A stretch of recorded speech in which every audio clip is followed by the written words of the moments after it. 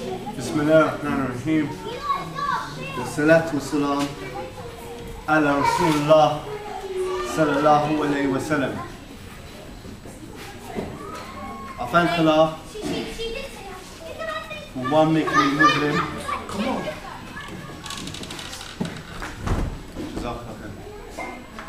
I thank Allah for one making me Muslim, a Muslim, and two for allowing me to speak here today.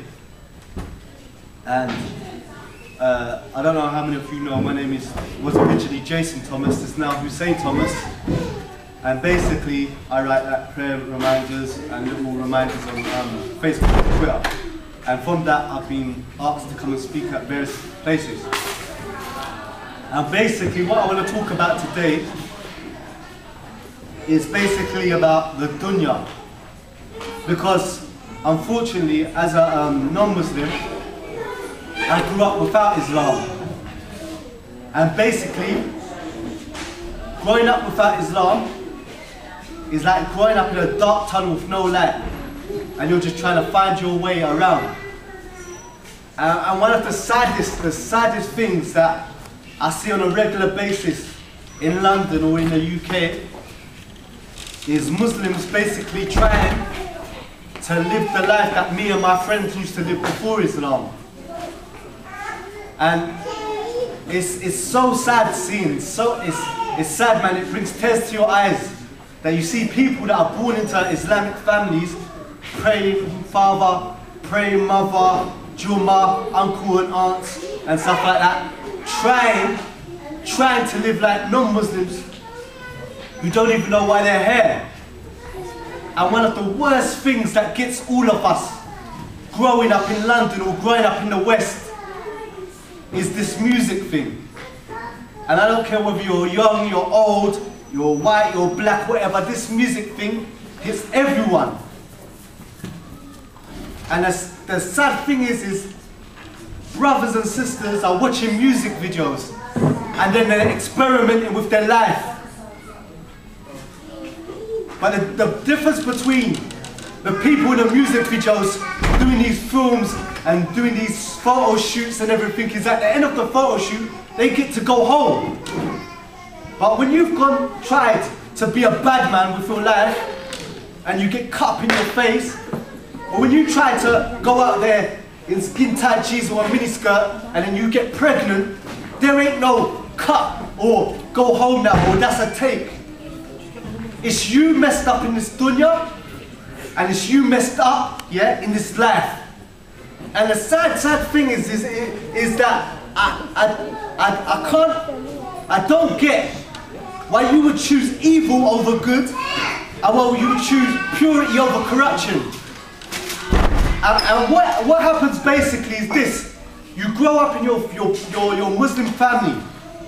Alhamdulillah, different families have different levels of Islam. The fact that you was born into a family that knows the name Allah, the fact that you was born into a family that knows the name Muhammad and Abu Bakr, and that's enough. Because there's different levels. But the sad thing is, because you're born into this family, you don't know the worth of it. Because it's all you know.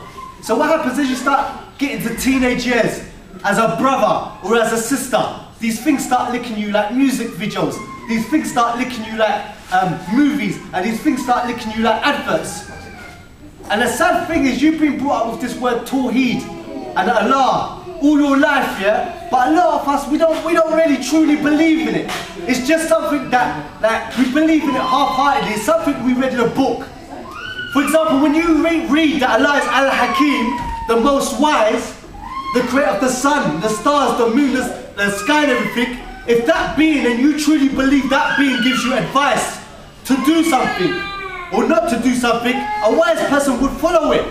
But you grow up with hearing this term, Allah is Al-Hakim, the most wise, Allah is Al-Samir, the all-hearing, Allah is Al-Basir, the all-seeing, but it's just fairy, it's just something in a book. You don't really believe it within your heart, like 100%. Because if someone really believed it, then why is it when you get to these teenage years, yeah, and you start watching these music videos and you see this gun, this music video with this guy with a gun and selling drugs on the corner, and you see him with a tattoo on his neck, yeah? If you really believe that Allah was saying that that is rubbish and there's no benefit and there's no happiness in it, then you will just brush it off. But we can see it in the way that people walk down the street with their face screwed up. And they ain't got no problem. You're walking down the street with your face screwed up, and you had a meal that morning, you got clothes on your back, you know what I'm saying? There's food in the fridge, you got electricity and water and everything else, but yet you're still walking down the street with your face screwed up. Or you're in the car and you're screwed up, like you got a bad day, like a bomb dropped on your house or something, but nothing's really wrong. But why have you got this screwed up face, even though you got food, even though you got water, even though you got drink? Why? Because you listen to this music, you got some beats in the back, and you think you're invincible, and this guy's talking about poverty and having to sell drugs and this, that and the other, and somehow you think you can relate to it.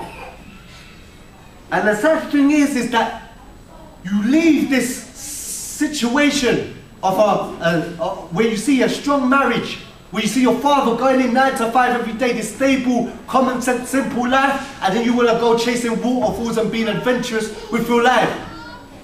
So you start dressing a certain way, start talking a certain way, start holding your face a certain way.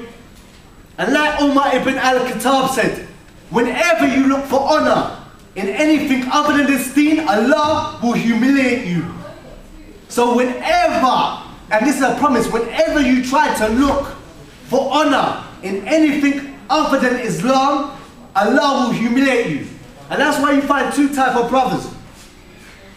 You'll find a brother that knows who he is. He's aware of who he is. He believes that Allah is Al-Hakim. He believes that Allah is Al-Basir, Al-Samir, the all-seeing, the all-hearing. So what does he? MashaAllah, he dresses in sunnah. MashaAllah, he doesn't screw anyone. He walks down the road humbly. MashaAllah, he tries to work. He goes to uni. He does things the simple and the right way. And then you get this other character who watches these videos, comes out his house, face screwed up, popping hard, you see what I'm saying? Playing haram music on his headphones or in his car, screwing everyone like he's invincible. But one day, he comes across a creation of Allah, yeah, that 9 times out of 10 happens to be Yardi, yeah? And he's doing the same, he's screwing up his face, he's walking a certain way, you see what I'm saying? He's listening to this pumped up music. And rather than these two human beings to do the simple thing and the logical thing and the common sense thing is that when you see each other and you don't know each other, is to either look away because you don't know each other, or just change your face because you haven't got a problem with him, because it's just you're just walking down the street and you happen to see him. But no, the two ignorant people, because whether they listen to music right then, it's still with them. They keep the screwed up face. They keep the bad boy walk. They keep the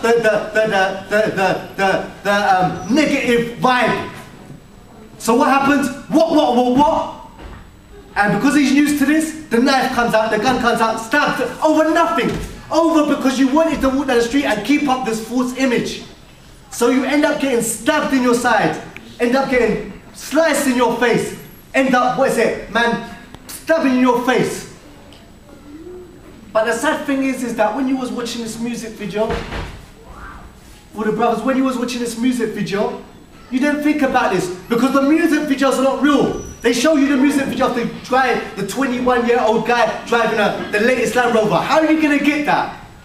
How are you going to get that age? You ain't going to get it. It's not realistic. You see the guys, you know, you see the guys with the swimming pools, 21 years old, the helicopters, the yacht. And the rappers, the Muslim brothers that are rapping, are trying to say, we're just news reporters.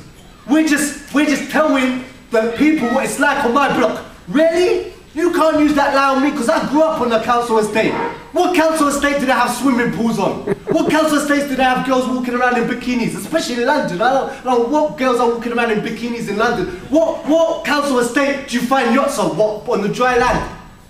So it's a lie, you're exaggerating, you're trying to say, oh God, this and that. It's not a reflection of society.